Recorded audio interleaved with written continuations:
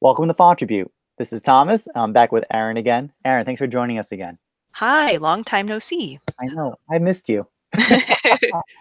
So, Fontribute is where we talk about fonts and their attributes. Fontribute. And this time for a special edition, I asked Erin to walk me through, with my blind ignorance, about Devanagari and how it works. So I'm here. I'm just basically a student like anyone else, trying to learn some new things, and I'm very excited to do so. So, Erin, I'm letting you ride the ship from here. Sure. Guide the way, Sensei. What is the way?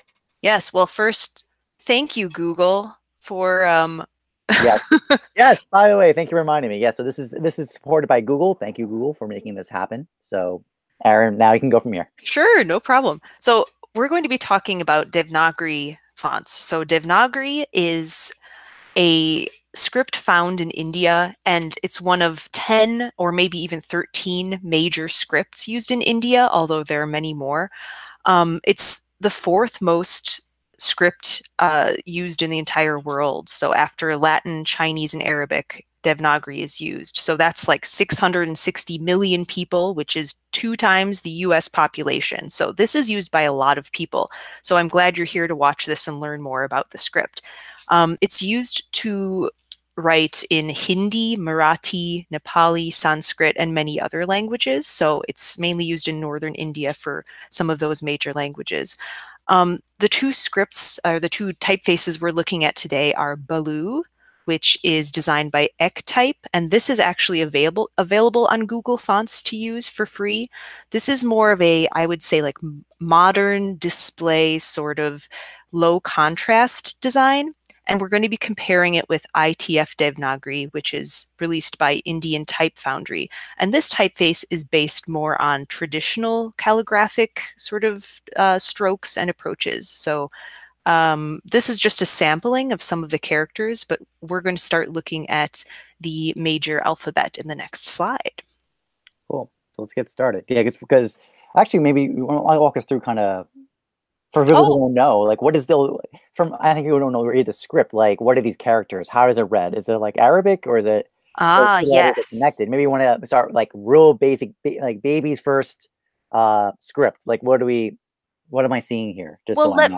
let me show you here because this is gobbledygook. This doesn't mean anything. It's not a word, but I'm going to start breaking this down. I want to show you this slide Cool. because this is like the basic characters of the alphabet. So this is written from left to right, like Latin. You'll notice that there's this kind of strong headline, this line that goes across most of the characters. So that's very characteristic of the script, and several other North Indian scripts do this as well. There are stems, kind of like Latin, for a lot of characters, but some of the characters kind of hang by a shorter stem there.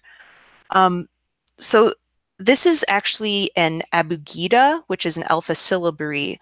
I will explain more about what that means later. So it's not exactly an alphabet. There's a little more complication where those marks come into play. But right now, this top line shows sort of the basic vowels, and the bottom two lines show the consonants. So there's 33 consonants and 14 vowels in Devanagari. Let's see, and also it's a single case script, so you don't have an upper and lower case. So this is kind of all you're going to find. So as you can see right here, like I described, this bottom typeface, the ITF Devanagari, it has more contrast, and we're going to look at that up close when we look at letters specifically one by one. We'll be able to kind of see how the pen stroke influences how the shapes look. But yeah, do you want more information right now, or should we get into the bigger scale of a letter?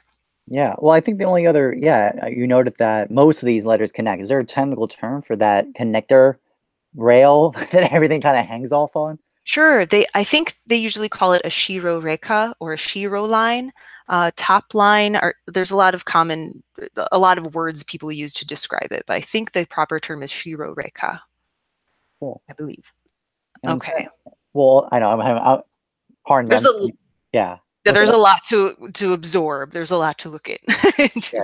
Do you think should we move on to the more particulars first? Maybe that'll help. I think we should look at some letters up close because there's a lot there. Yes. All right. So let's yes, simplify it. Ah, Ah. So, this one I'm starting, this is the letter pa. And so one of the things about Devanagari and Indic scripts is each of the consonants has this inherent vowel. So I'm referring to this as pa. I'll get to that later, sorry. But this is, for a p sound.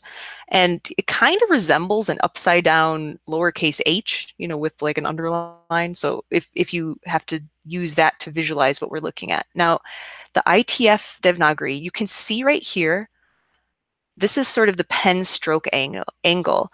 Now, the Devanagari traditional stroke angle is kind of an opposite to Latin. So Latin usually uses this. So just, for your readers to see a, lowercase a, wow, that was horrible, but you know what I mean. Yes. That's the angle used in Latin, but Devanagari is kind of the opposite of that. So it's angled this way, as you can see in that pa. And I'm mentioning that because it's interesting how in Devanagari, a connection gets thicker closer to the stem, whereas in Latin letters, if you have an uppercase H, it usually, sorry, that's horrible. It gets thinner. At the joint. Yeah. Thinner at the joint. So I wanted to note that because sometimes when people are looking at typefaces, they want to see where you can find influence of Latin versus a more traditional typeface. So in blue, you can see that this is more of a low contrast, but also slightly more Latin-based contrast in that they decided to make it thinner toward the stem. So that's something I wanted to point out that's a difference between them. And also, traditional Devanagari typefaces, they do follow this, they have the angles shown there, whereas blue, they decided to round the shape a little bit more, make it more horizontal and vertical sort of endings to these strokes.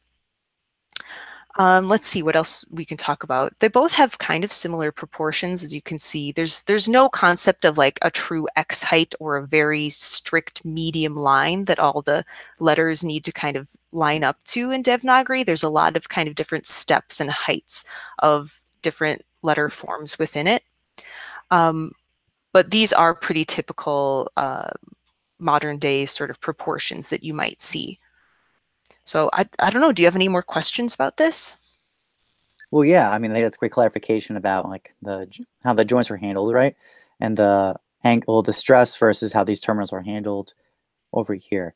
Yeah, as you said, there's no technical, you said there's different steps. It actually reminds me in Arabic, right? There's different levels, right, within.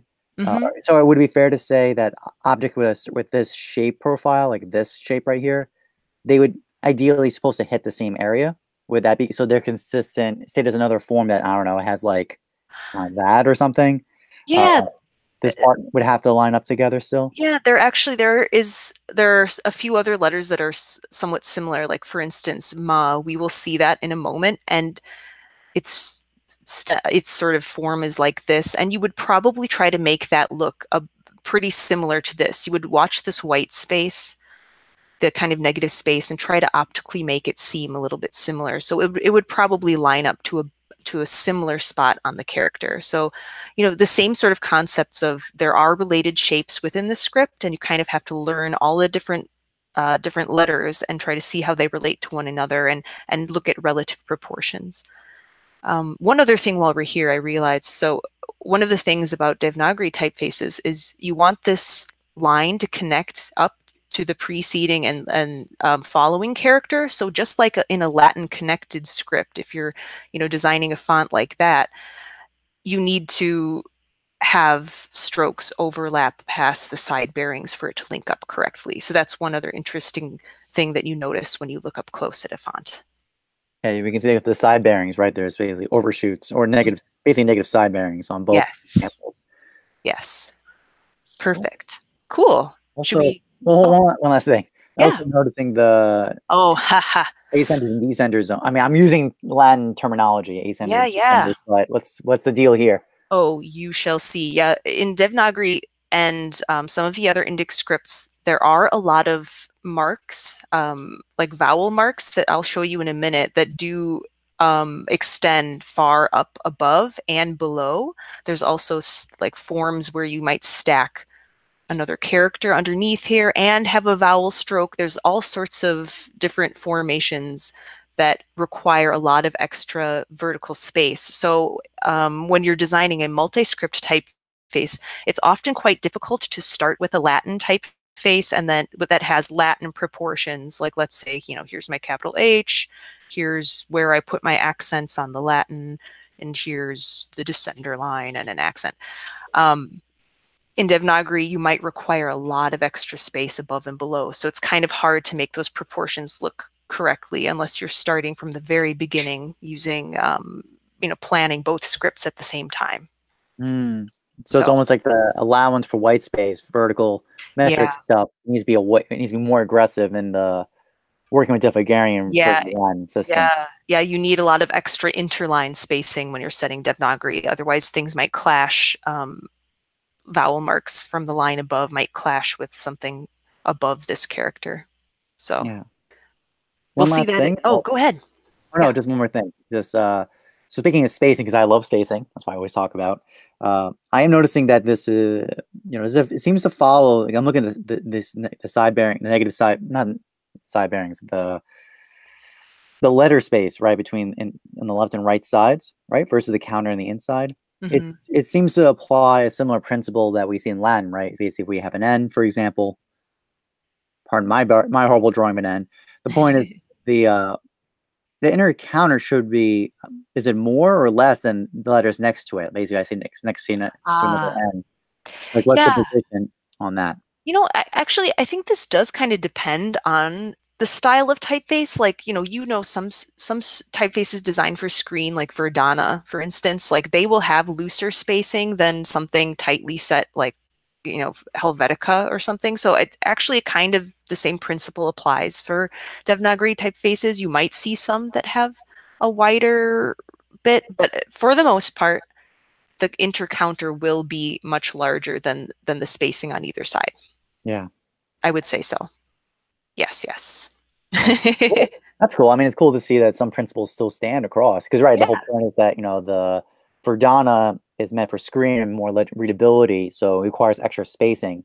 But for a tighter fit, something more a larger display, a tighter fitting would occur. Would that be a fair parallel? Yeah, definitely. And it's a huge pain in the rear to design an index script and change the spacing in the font because of this overlap. Whenever you change the spacing of a letter, then you also have to push those back and forth, and it's pretty time consuming if you don't get the spacing right. You don't get it right the first.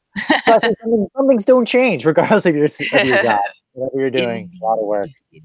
Okay, pardon my long stalling on this one, but Ka is very grateful that it got a good look. Let's check out this letter.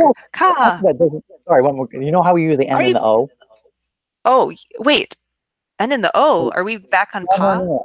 I'm still on Pa. I didn't jump yet. There's one last thing.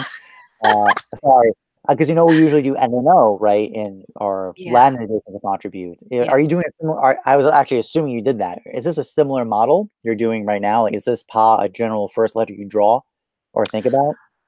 I do. That's a very good question. There are round-sided shapes and slightly more flat shapes. So Pa is one of the shapes that is slightly more flat on a side. So I do use that often in the very early stages of a typeface. And then the next character we will show, Tihi, is one that has round, kind of round characteristics on both sides. So I will use that in place of like a round, an O shape. Oh. All right, now we can jump to the next one. Now I'm ready. Sorry. Oh, cool. Ooh, it's a cool looking one too. Yeah. It's Ka? This is Ka, and this is a very common character in Hindi, at least. So there's actually several different ways to draw a Ka, and you will also see typefaces that have, they'll always have like a round shape on the left side. Sometimes this will be more straight on the right side. Sometimes it connects here at the base. But in this case, in both of these typefaces, the designers decided to leave both of these shapes kind of open, which is kind of really, it looks, it's really interesting. It's an interesting look for a shape. It reminds you of like the infinity symbol or something in the Latin that we're looking at. And, as you can see, this calligraphic one still took that same approach of the sort of blunt calligraphic angle on the side, but Baloo's sort of tapers inward. So you see a lot more of that tapering in the Baloo shape where it fattens out here and gets thinner toward the stem. So that's kind of interesting and a very like soft look to it. So it looks very different. Yeah. Yeah, I mean, when it comes to Ka, another thing that's interesting now that we're looking up close and really criticizing, or not criticizing, but observing the typefaces, the ITF Devanagari, they did use somewhat of an ink trap sort of effect. Like they did taper this in slightly here, and Mm. here you can kind of see an angle. So I think the designer there was trying to kind of eliminate some of the darkness that would occur if this were absolutely, truly, perfectly calligraphic. So I think they were trying to make this a little nice. Yeah, yeah, this is a real move. Advanced moves. Yep. Um, Impressive. Yeah, you can see a little taper in. Huh, look at that. Yeah, that's pretty interesting. Also, this character really makes me look at seeing these side by side. I am seeing like the thickness. This typeface did decide to make this top Shiro Reka line quite thick, and then notice the difference in the blue design. They decided to make this a little bit thinner compared to the stem.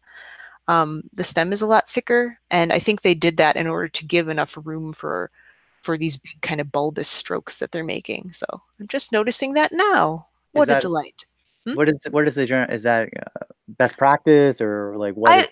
it's quite common for this top line to be slightly thinner. And at that pen angle, it would be even traditionally. So I'm surprised that this is as thick as it is. But you do see this quite commonly that people do end up making that a little thinner to make room, especially for screen typefaces. This line isn't quite as like important when you think about like the absolute crucial information you need to see in a letter. It's always going to be happening here, here, or below. It's not really like this line. So Mm, it's okay to kind of shrink that. cool. That's very Yeah, cool. Nice. we are getting into the nitty gritty. We're kind of getting some details. Should we move Well, to the next? you are talking to a type designer. Yeah, that's true. This is advanced. I thought it would be just basic, but here we go. You get a little bit of Nice. both. Okay, so what are we seeing here with So Ta yeah, this is Ta. or Ta? And so this is one of the letters that doesn't have the line straight across the top. There are only, there's only a few of them, but this is one of them. So you can also see here again, just kind of the difference in shape and feeling when it juts out on the side versus has a straight, slightly more like modernist sort of take on the shape. And also noticing this rendition decided to connect the stroke, whereas this has an open. And both are very accepted and common in modern fonts. This is actually used a lot more, I would say, in new typefaces, and this is a little bit more traditional. Something else to note is remember the proportions of the pa. Mm-hmm. It was a little bit kind of higher up, but this ta style that they're both using, it's very wide. This is a lot wider of a character than the pa we just saw, and it comes down a lot further on the stem. So that's something interesting in these ta designs.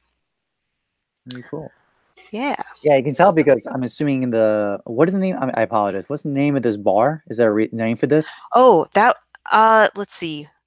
You know, I I just call it the stem. I wonder if they call it like a mm, I'm sorry, I don't even know the technical term for that. I know it's just a line might be called a kana, but I'm not sure if it's called that when it's a stem. Might be a danda. I should ask my friend Pooja. Anyway. So with the said stem or technical term, you can tell because yeah, it's much closer, right? These kind of territories here and here are very close to the end, assuming these were constant. These stems are constant across. Sure. Yeah. Yep, definitely. Mhm. Cool. By the way, I'm no surprised for the. I mean, I guess it makes sense to have this neck over here, right? Because otherwise, without it, I'm trying to remember the. Yeah, it would be. Well, how would it be? I'm trying to imagine how it would look if this path went this way and that way. Oh, sure. Yeah. Because it wouldn't follow the calligraphic model if it did that. It would have to kind of curve over or something.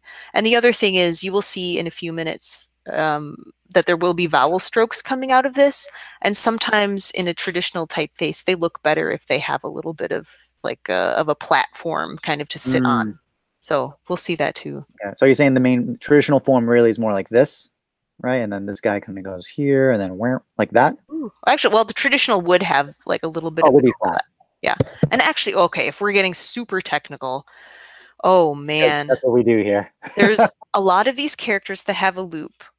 Some of them were influenced by like script reforms and like typesetting technologies. So, for instance, okay, there's a character called Ba that looks like this.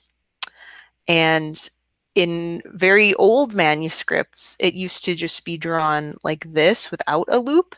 But the loop, as far as I know from my research, I think the loop was kind of added as a way to make this character, oh, this is so complicated. I'm sorry, more discernible from this character, Ma, which looks very similar in like low quality printing. Yeah. So they added like a loop, I think. Please, oh gosh, now I'm on the record saying this, and it might not be true, but I think Ta is one of those examples where you do see some old versions of Ta that don't have a true loop, that it just has a gap. But oh my gosh, I might have some angry emails messages after this. It's all good. Hey, we're all learning. Okay. Anyway. So now we move on. Yes. Yay! There's Ma. So this is the one I was just talking about, looking similar to Ba.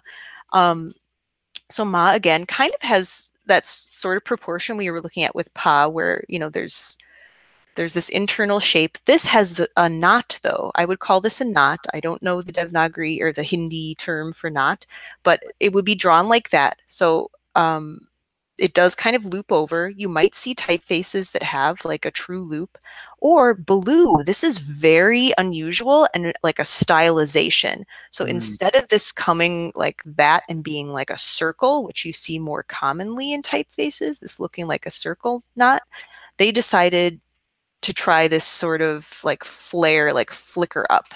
So it's very characteristic of this particular typeface.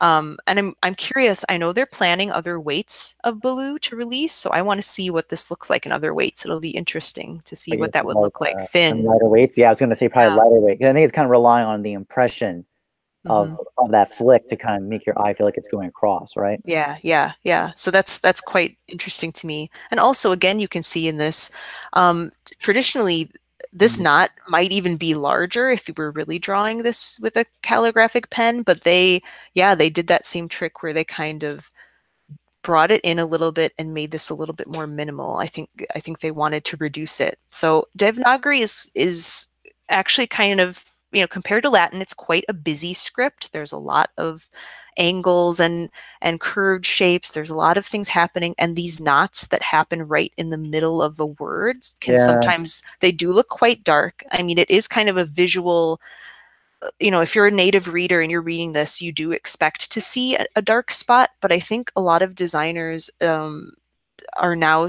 striving to make typefaces that maybe minimize that darkness. I don't know if that's influenced by like Western ideas of typographic color, if that's maybe influencing the designer to do that. But it's just something interesting to see as a trend.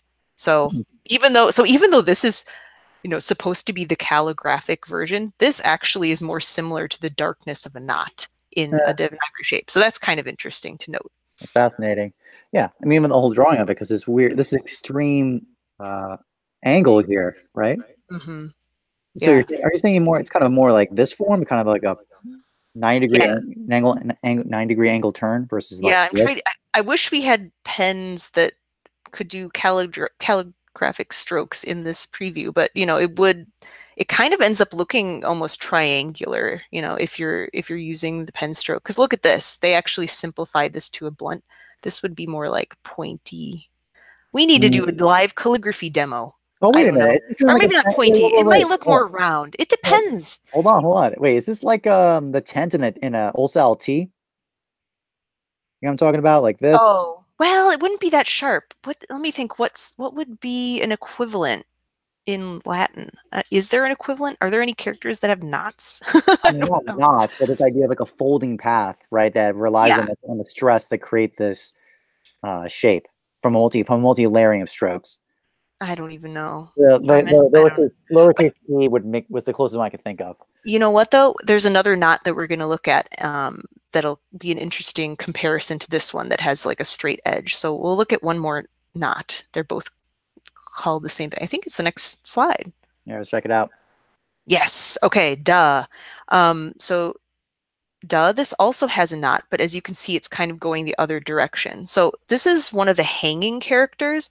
Most characters kind of have that straight stem, but there are several characters in Devanagari that just have kind of a mini stem, and then they have like a shoulder that comes down, and then they're kind of like, they hang there from the top.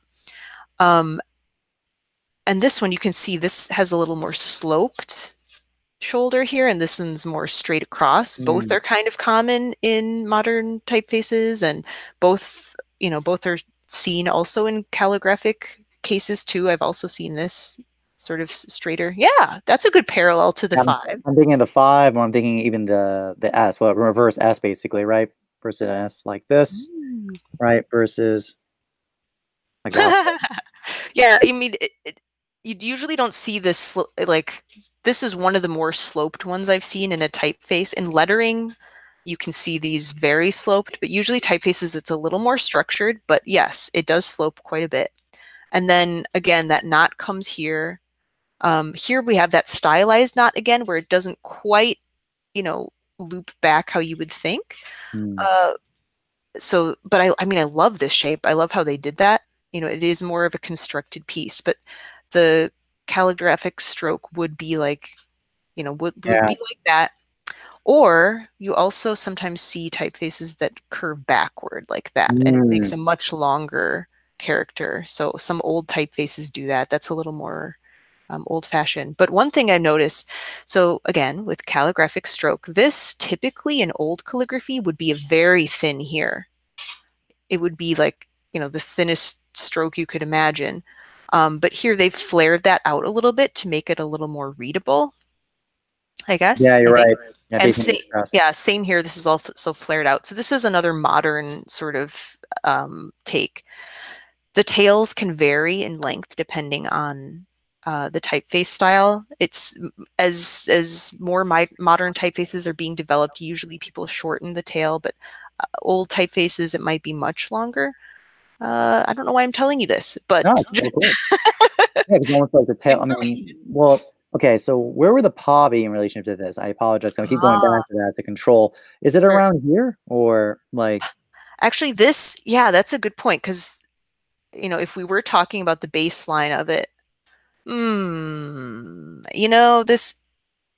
baseline probably was about there. Let me just visually. Oh wait, no, it was higher up. Can we go back?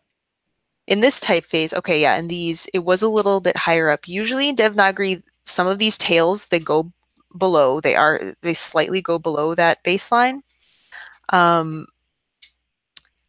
Yeah, that's the most common, I would say. And then there's usually a gap here of a little bit. It depends on who's designing the typeface, but in good practice, in my opinion, it's good when there's a visual gap here. So the opposite of a Latin typeface where you would want a round character to like have an overshoot, I would say these round characters, you don't, in my opinion, you don't want them to overshoot. You want them to be above the line. So they look like they're kind of hanging. Otherwise, I think they look too big. That's my opinion, though, based on my research. Also, it would make sense if you have longer tails, right? Especially if you did the ones that did this. If it was too short here, it would just feel kind of weird, right? Yeah. It's good for if you have a longer tail, right? Like you would want that to go down further and have more visual space. So. Very cool. Very cool indeed. I think I might have one more of these up close letters. Oh, before we slide over, just one last thing. Yeah, just generally, again, like, is it fair? I've been neglecting to ask about this. This is great. Thanks for reminding me. Like, what's the deal? What's the principle behind this? Because these seem similar to their paw counterparts, but this seems clearly like these guys have to operate on something different. Right. Yeah, you're right. So the right hand profile of this letter. I mean, it kind of depends on the typeface, but I would say in most cases, this knot is slightly to the right of this stem up here. But this left side, this can vary quite greatly. Both are both of these look totally correct to me because it is that kind of variation in hand drawn versus constructed forms. All it needs to do, there needs to be like a visual, there needs to be a visual gap here. It can't be too close to that top Shiroreka line, but it also can't look too small. You want the body of this to kind of look as prominent as that pa that we saw. So it does have to kind of occupy a good amount of space. This should be at least as wide as the pa, as far as I'm concerned. And then you want that negative space here for it to be truly visible as like a round character. So this is good. Oh, I didn't mention in terms of kerning and stuff like that. Most Devanagari typefaces have very minimal kerning. There's usually not a ton of it. You might have, if there's another round character here, you might kern against it and make a little bit wider space. But because most characters have like a straight side on the side, and there aren't many characters that have extreme angles jutting in and out. There are some, but not many. But so you don't have to do as much kerning work. I don't know why I'm telling you this. Why am I telling this? Okay. Okay. Right. So speaking of angular characters, so this is the Ra character, which is one of the very few narrow characters. This is the most narrow glyph. Now, the Ra construction, this is one of the glyphs that could take a number of different sort of forms. It could be really curvy, like you could even, have a curved top rather than this, straight. This one has a straight. It could go around like that. There's lots of variations that you can use. I think because it's such a distinctively narrow character, there is a lot more wiggle room. So both of these are kind of correct. We've got that straight or curved approach to come in here. The Ra typically, like the important part is it's supposed to jut out to the left slightly and then come down at kind of an angle. And this should rest. Wow, this one's actually a little bit shorter, or this one's longer. What happened here? One or the other. Or maybe I messed up. Maybe the point size is wrong, but it should kind of rest about at the baseline. And this actually does stay quite narrow. Remember we were looking at the da knot? Yeah. And it flared out. In this case, the Ra, they kept that a little bit thinner. Whereas in this blue construction, it's very kind of an artificial construction and they flared it out here. I guess this is also quite constructed in my opinion. It doesn't quite look calligraphic, but it's a little, it is influenced by calligraphy. It does have that blunt edge there, but yeah. So this is one of those characters that does have a stark contrast in calligraphy with that diagonal angle and is a lot lighter. Yeah. Is there any other characters that have this variance of width so much? Because this does seem very, I mean, this is dramatically wider, especially in the, ITF edition compared to the other characters. Those other ones seem relatively consistent, with maybe your round control being the widest of the group. Like, what's the logic of that? Right. Oh, you mean like the difference between these two typefaces? How the difference in width between these two? Just a huge difference proportion. Is this like kind of similar? Yeah. More modern typefaces have more regular proportions, while more old style forms have more variance in proportion. Actually, no. I think this really depends. I shouldn't say that.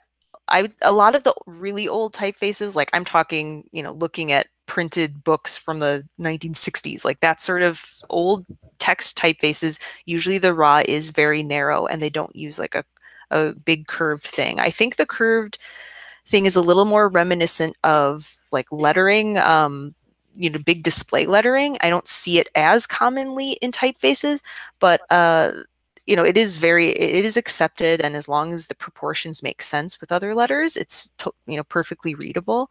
It also influences, there's another character you'll see called Sa, which is constructed, and Ka, what am I saying?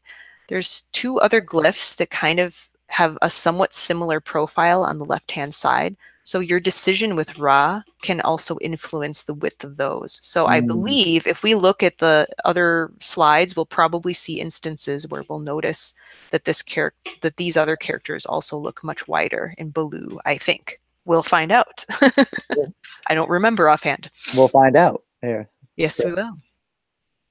Let's see. Ooh, education time. Okay, now we're going back towards script use. So here is what you were dying to know earlier. So Devanagari is an abugida, which means that it's not an alphabet per se. Vowel signs are added by adding like, well, not really diacritics, but by adding marks. So these are vowel signs, vowel matras they're called.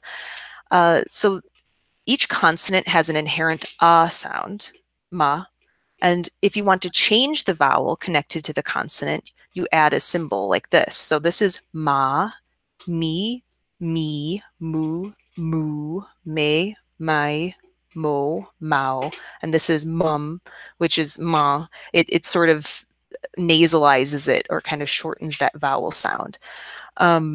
So, and all of the other Indic scripts work in a similar fashion. Abugida scripts, they all kind of have this vowel sign sort of component. Or the Brahmic ones anyway. So as you can see here, like to add the long, you just add this like kana, this long stem. Me, this is difficult because when you're typing, so if you wanted to type the word me, you would type ma, and then you would type like the key that corresponds to the E vowel sign. And then inside the font, the magic of the font shaping, it has to push it toward the front of it. So it moves in front of the character. So this is one of the difficult things. Like, so in the past 25 years of font technology, now with Unicode and Indic script shaping, this is possible. Otherwise, you would have had to type the word in a different order. The vowel have to go in first, and then you type in your consonant. Which is like horrible. So anyway, I'm glad. So that exists. So the other interesting thing about these vowel signs in particular, you have to make a bunch of different lengths of these in a typeface to correspond to the width of the consonant. So like the ka will need one that lines up to its stem. The ra needs a short one that lines up with it. And then the really wide ta, or whatever character needs a longer one. So in a typeface, there might be 10, 20, there might be many different variants of this. And this as well, you also need variants. So there are a couple of vowel signs. I didn't put all the vowel signs on here. There's also mr, like I can't pronounce it, mr and l. I can't. But there are a few that go underneath and they connect up with the stem. Or in the case of those hanging characters, well, actually that's a bad example, but like there's some hanging characters and then you would put the vowel sign kind of centered underneath it.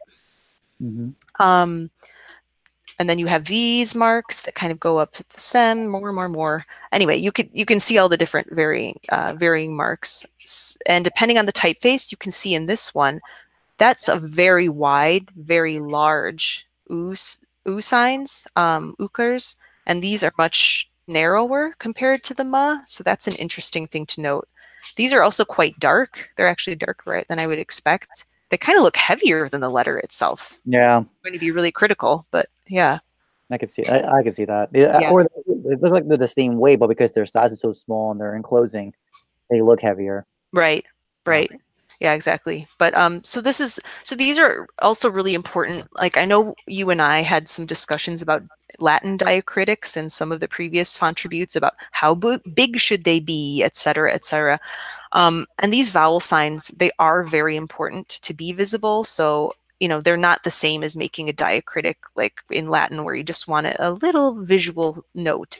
You definitely want these to be visible so that so it's easier to read the word shape because they're crucial information in terms of the vowel signs. Yeah. So Erin, also what I'm seeing in the, I think May or my, whatever this. Yeah. I'm noticing that the double version of it seems to be a reduced weight compared to its single form. Ooh. I'm seeing that in both. Yeah, good. Can you confirm that? That's a good observation. Yes, in order to get both of those strokes kind of in this style, you will usually see them drawn a little bit smaller like that.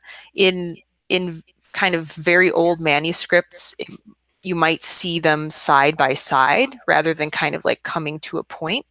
There's also a lot of variations you'll see. So, as you can see, this form is more kind of like flat and then kind of angles down. You might see some that curve. You can have variations that have like a loop. There's all sorts of variations on these specific symbols. But yes, you're right. These usually get a little bit narrower, and sometimes like look at the height difference. This one's higher than this one. Sometimes you see people trying to design this so it moves further to the left and doesn't get quite as high. It's a lot of information, and it's a big challenge to design these to fit.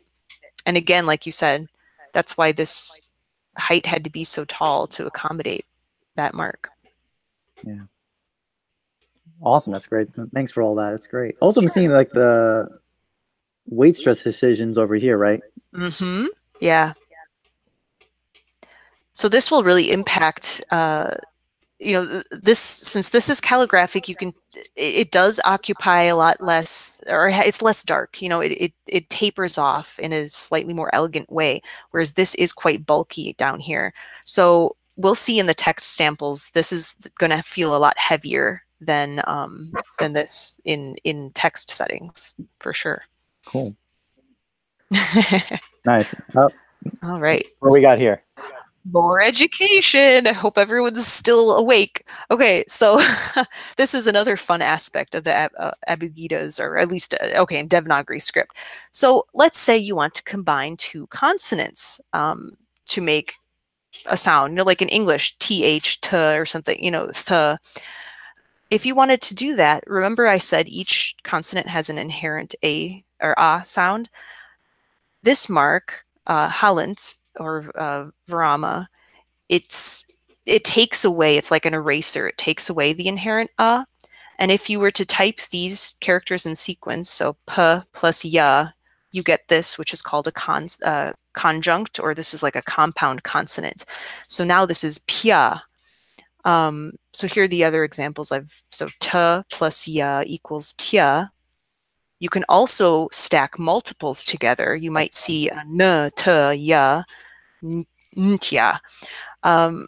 So these are called like horizontal conjuncts, and sometimes in typefaces you might create these as individual glyphs. Like you might actually design a lot of these and fine tune them and space them and make these transitions happen, as perfectly as you can.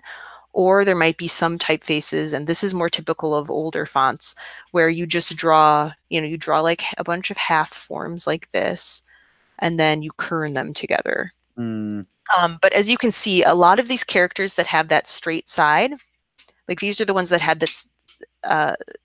that stem. These are kind of easy to connect together visually. Usually there'll be some easy way to connect them, but I'll show you some more examples of more difficult ones, but this is kind of the gist of creating conjunct consonants. So yeah, it's a little crazy. I mean, this one especially. That one and this one, actually, these two are. Yeah, it's really interesting because like this, I can see clearly this nook feeling right here is really essential to read that, right? So that seems like it would be really challenging in small sizes to clarify that. Yeah, it is quite tricky, and that the designer has to make a decision. So like here, they kept that little point of the ya to make that really visible, whereas here it kind of melds in a little bit more smoothly, and it's not as pronounced. So in this case, this might be harder for someone to read, I would say, as if they're a new reader. If you're fluent in in Hindi or Marathi or whoever is using this in a word, you'd probably by context be able to easily know what this is. But if you are concerned with early readers or low vision or that sort of concern, like this, it might be important to kind of custom design these to make sure that those little pieces don't get lost. I mean, but yeah, you're right. It does get really complicated and dark pretty quickly. Luckily, conjunct consonants, like they make up the minority of the formations in words. Usually, they're not super, super, super common, I would say. It's not like every single word is necessarily going to have a conjunct, but it is important for clarity to think about these. So, Cool. Okay. Now this is the vertical stacking, I take it? Or? Yeah, we've got a few anomalies here I wanted to just show. So these first two examples are, vertical stacking conjuncts, as you can see. So sometimes it makes, kind of a logical form. Okay, we're squishing these two and then kind of linking them up. Or there are some kind of stranger formations where you have like kind of the va shape here gets squashed and pushed here, and then they're using the tail as like the stem of the va. I mean, there's some really interesting conjuncts. It's a lot of old Sanskrit texts use lots of interesting vertical conjuncts, but in modern fonts, it's not as common to see. And actually, in a lot of cases, you might see people even handwriting this, just as they'll use the virama and write it like that instead of making this. I mean, it just depends on what people are familiar with or the fonts that they have. But these are the more traditional forms. But yeah, they're very dark and complicated and hard to squish this information in there. And then there are some other anomalies, like the ra character is treated very completely differently than how it looks. If you have ra plus, r plus va, it turns into a mark that goes above the character. So that's very unusual. And also the ra combination, then a diagonal comes out of the base of a character. So there's a lot of there's a lot you need to learn when you're studying Devanagari. I'm sure I don't know everything either. There's still things I'm surprised about, some special cases. So it takes a lot of studying to design a very complete, accurate typeface, I would say.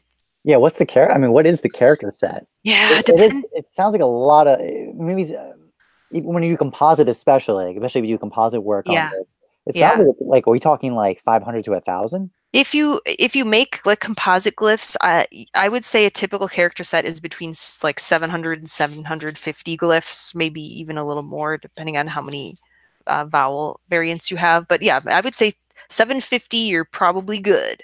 Cool. For Hindi coverage. If you're doing Sanskrit, yeah, it's probably 1,000 glyphs. It's probably a lot more because they have even more interesting combinations. So it's a lot. Excellent. All right. Yay. Okay. This is everything together. This is kind of a mishmash. I wanted to put, now that we've seen all of those things, just showing you kind of shape relationships, scale relationships of those vowel signs. Here also, just wanted to show, like, here's a difference in these two fonts and how they construct this particular sort of combination. In the top, they use a horizontal form. In the bottom one, they did the stacking. So anyway, oh my God. Are you overwhelmed yet? No, I think this is awesome. Very cool. It's interesting to seeing this. How this is handled versus this approach. Can you walk us through that? Yeah, that's great. So remember when I was mentioning the ba formation, ba versus ma? This is another similar one where in older, and that's not a word, older calligraphic traditions, this would kind of be an open spot here. But for clarity's sake, now you see a lot of typefaces. I think because of that script reform, Linotype or whoever designed some of those typefaces, they made a loop there to make it very visible. And over time, now people are kind of making it into curl. It's just something to make sure that you notice. The reason why they do this, there is also a character called ga, which looks similar. It just has the top line like that. So you really want to make sure that people can see there's an opening, and then perhaps this does jut above the base or the shiro line a little bit.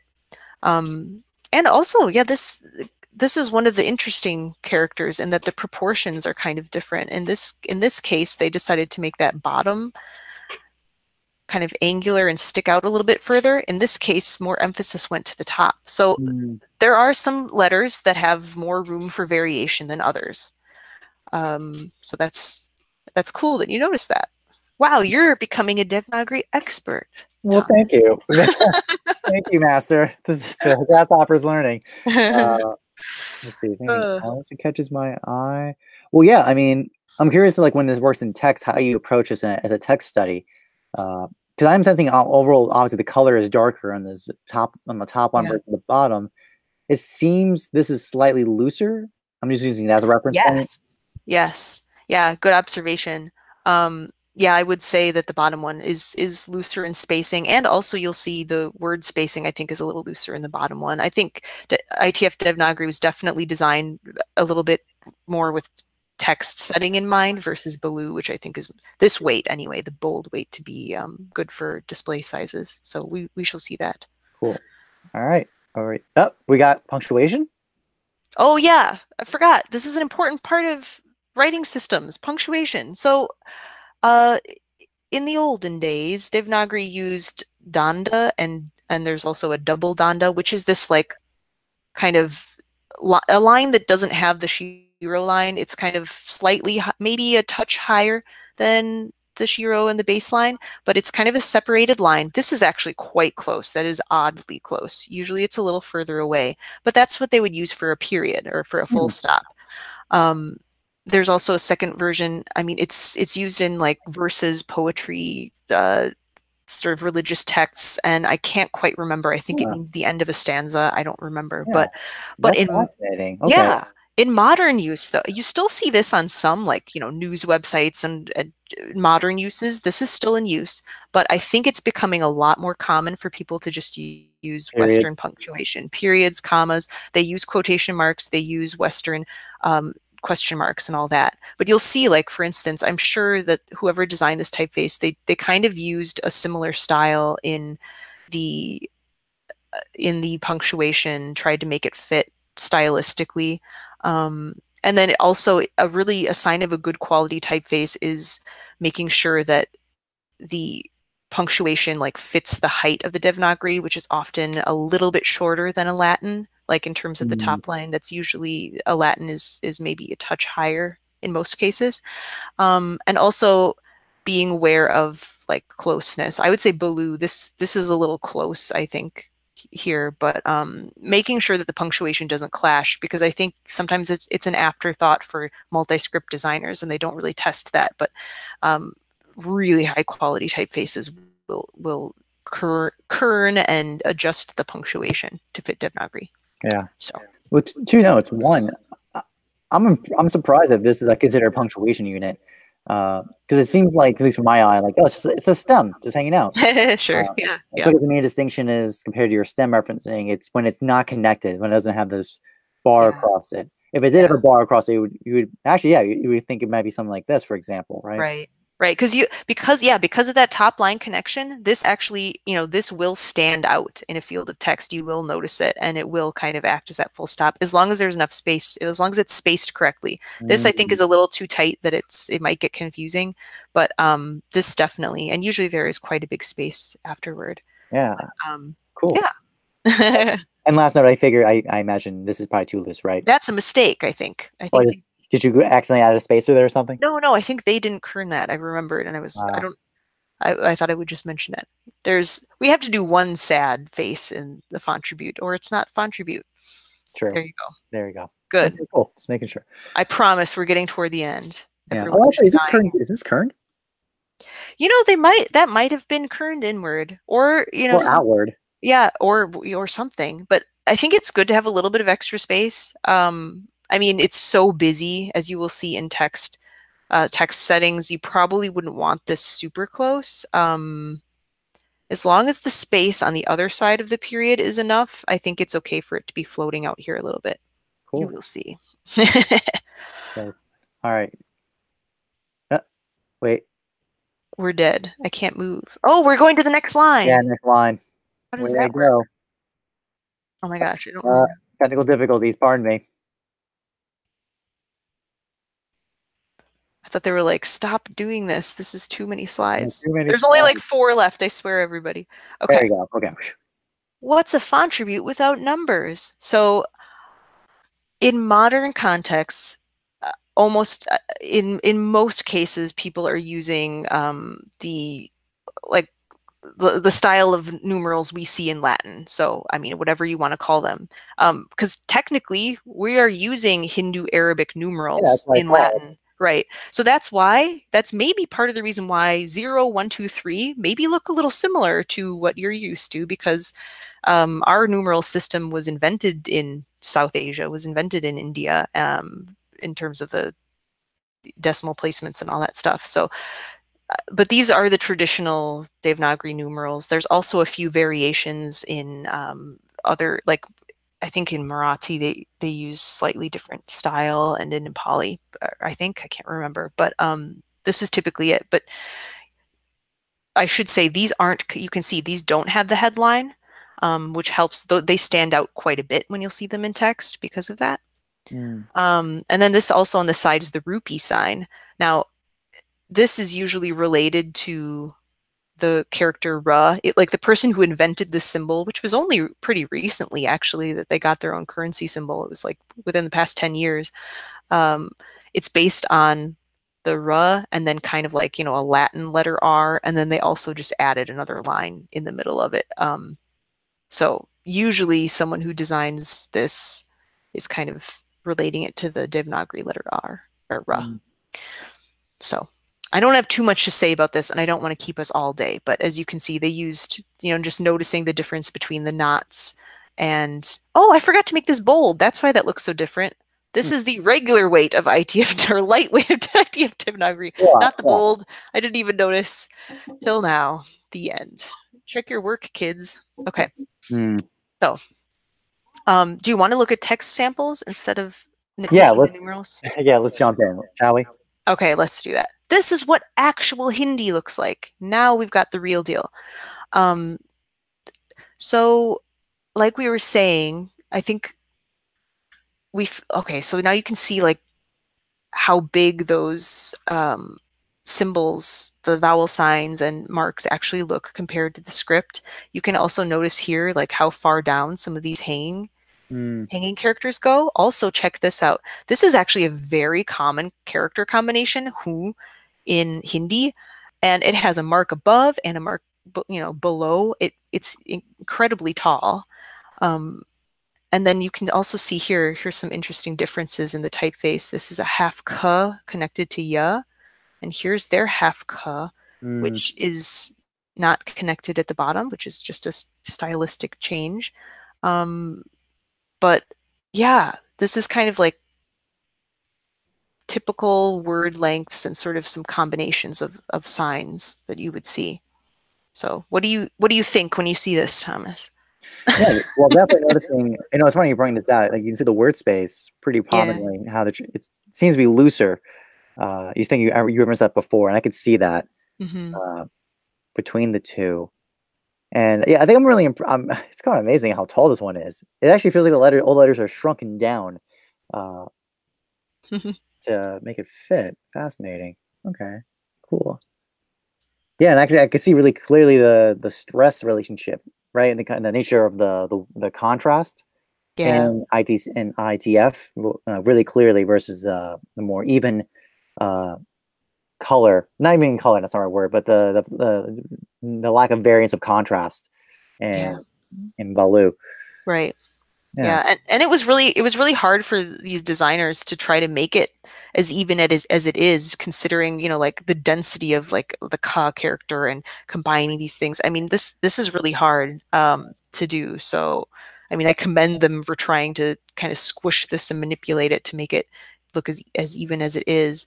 Uh, Definitely, you know, sticking to calligraphic models that are naturally suited to the letter shapes, because if they're you know if they're kind of developing in tandem, then things are going to make a little bit more logical sense.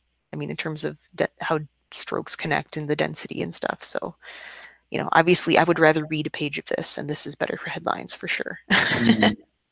I do have Nice. one more text sample, which is denser text, if we Yeah. want to take a look. Yeah, it was headline based. Yeah, this is whoa. Yep, you could definitely see it. You feel it here. Yeah, it's crazy. So as you can see, like I was saying, like the built-in line, the leading, it does need to be looser than maybe you Yeah. would set a Latin in. to accommodate. And you can see here the numerals, they really do stick out, I Oh yes. would say, Right. in a typeface. You don't happen to have the punctuation of that bar in here, do you? Oh, shoot. I didn't add it. No. But I can see your demonstration though, like based on what this does. Yeah, Yeah. as long as those bars were spaced loose enough, you can probably pretty clearly tell the difference. Oh, this is Hmm. fascinating. Can you walk me through what's going on here? Like, why is this one has a bar, but it's not connected to either one, left and right? Is that considered? Because that's a separate complete letter or Oh, word? yes, actually, yeah, there are one letter words in Hindi. So this is meh, this is like a separate word. Hmm. But in both cases, I think the word spacing is kind of tight in both of these Oh, typefaces, to be nice. honest. Okay. I'll just say that, or at least to me. I mean, I wish, or at least looking at it right now, I kind of wish that was a teeny bit looser. But yeah, and the same thing here. Like here's another word. But notice, okay, one of the exceptions to the rule, this is letter A. Hmm. This doesn't have A a connector. yeah, the connector line, and notice how much bigger this gap is. So it to compare to the space character, or I mean, or yeah, it kind of like wasn't kerned against the space character, which maybe you don't need to. But if you're looking at this from Latin eyes, you might notice that gap versus this gap. Hmm. I'm not sure. Maybe if you've read, I know a little bit of Hindi. I tried studying it. I'm horrible. So I don't consider myself an actual Hindi reader. So I definitely, when I work on typefaces, I try to get native readers to look at things, and obviously they'll see tons of stuff that I'm not able to see. Yeah. Well, this example, would you normally want to kern that to get that basically this character to be in the middle between the two after their word spaces? Yeah, I might try to at least design the so it's not quite so loose on that side, if that's possible at all. But yeah, you might want to maybe negatively kern that, or yeah, I'm not sure. I don't know. Hmm. But yeah, I Yeah. mean, I guess it's not that Well, could you walk bad. me? Yeah, could you just from my Latin training, I'm looking for the word space versus the interspacing of the characters, right? Uh, Yeah. yeah. So walk me through that in terms of what is there a general guideline or reference points? Because it feels like to me, at least from my perspective, this one seems relatively recent or reasonable in that arrangement, from my eyes. But your perspective, you feel like the word space should be just generally larger or more looser spaced. Or maybe I'm just reacting to it in that there's some unevenness. Like for instance, okay, so this is a character we didn't talk about. This is considered a vowel. It looks like a colon. Yeah. Um, it's like a h sound. In this typeface, they have it underneath the Shiro Rekha, which I believe is, well, I don't know which one is technically like correct, or maybe they're both. But I'm mentioning that because I'm noticing like I do notice the really big space gaps that do occur during some of those. So maybe that's why I'm feeling I wish that the rest of it were a little bit looser, just because I'm noticing that. I don't know. Mm, I mean, I think like with any typeface, it really depends on the context and the intended size. I need to look at this at true text sizes to see what I would say, but I'm sure it's fine. It's fine. It's fine. I'm just being nitpicky because I'm okay. looking at those gaps. It works. It works. But for a slightly more dense typeface, I do think the blue maybe I wish it were a slightly bit wider. But hey, if you're designing something, you can always change the settings in a website or a InDesign document. I don't know. Do what you want. But it looks good. Obviously, native readers are going to have a different idea about the space character than I would. So Okay. I'm like a 2-year-old reading. That's the level I'm at. Excellent. Okay. Okay. So So what's our conclusions? this is our conclusion. Devanagari is dense. There's a lot of shape variation, a lot of different vowel strokes and components. There's a lot going on. And I mean, hopefully the viewers got to see the difference between sort of a calligraphic contrast and the thicker sort of display style of blue. And hopefully that made some sense. Excellent. Very Yeah. cool. I learned a lot from this. Okay, So I'm cool. going to check if there's any commentary or anyone had any questions for us. Great. Let's check if that's the case.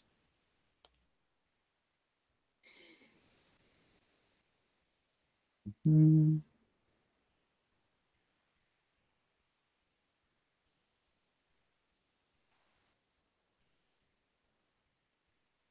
It was nice to know that apparently a lot of things we learned in the Latin world actually applies or actually comprehensible.